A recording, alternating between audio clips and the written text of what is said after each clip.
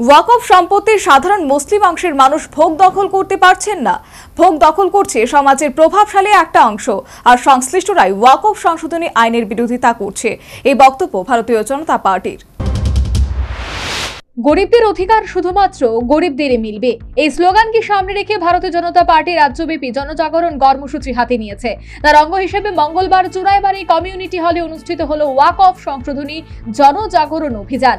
মূলত ওয়াকফ সংশোধনী আইনে কি রয়েছে এবং এটাতে সংখ্যালঘু সাধারণ মুসলিম অংশের মানুষের কি উপকারে আসবে, সংশ্লিষ্ট বিষয়গুলিকে জনসম্মুখে তুলে ধরার জন্যই এই কর্মসূচির সিদ্ধান্ত নিয়েছে বিজেপি।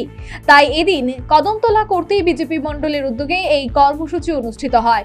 উপস্থিত ছিলেন ত্রিপুরা ওয়াকফ বোর্ডের চেয়ারম্যান মবস্বর আলী, কদমতলা মন্ডল সভাপতি বিমল পুরকায়স্থ, সংখ্যালঘু মোর্চার উত্তর জেলা সভাপতি হানিফ উদ্দিন চৌধুরী, কুর্তি কদমতলা কেন্দ্রের বিজেপি প্রার্থী দিলীপ তাঁতি সহ অন্যান্যরা। এদিনকার কর্মসূচি শুরুর পূর্বে মঞ্চে অতিথিদের উত্তরীয় পরিয়ে বরণ করে নেন পূর্ব চুরাইবাড়ি গ্রাম পঞ্চায়েতের প্রধান মলি দাস। পরে কাশ্মীর কাণ্ডের ঘটনায় নিহতদের প্রতি শ্রদ্ধা জানিয়ে 1 মিনিট নীরবতা পালন করা হয়। এরপর শুরু হয় কর্মসূচির মূল কাজ।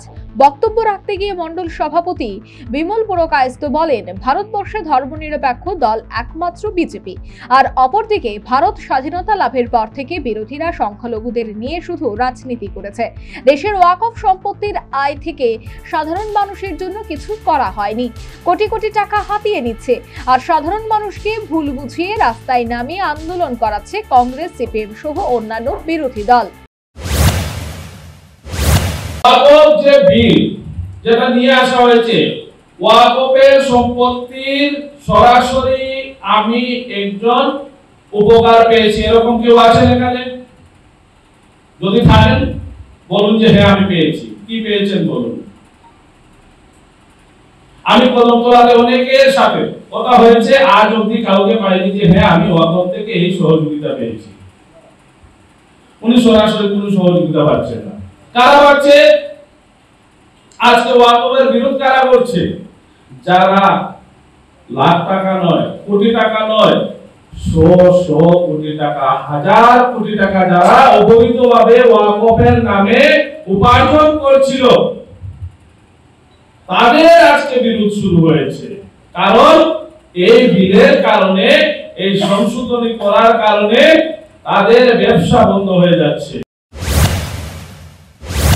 প্রসঙ্গত উল্লেখ্য, ইতিমধ্যে ওয়াকফ সংশোধনী বিল ওয়াকফ সংশোধনী আইনে পরিণত হয়েছে, আর এই আইনকে চ্যালেঞ্জ করে একাধিক সংগঠন, তাতে করে বর্তমানে ওয়াকফ সংশোধনী আইনটি দেশের সর্বোচ্চ আদালতের বিচারাধীন রয়েছে।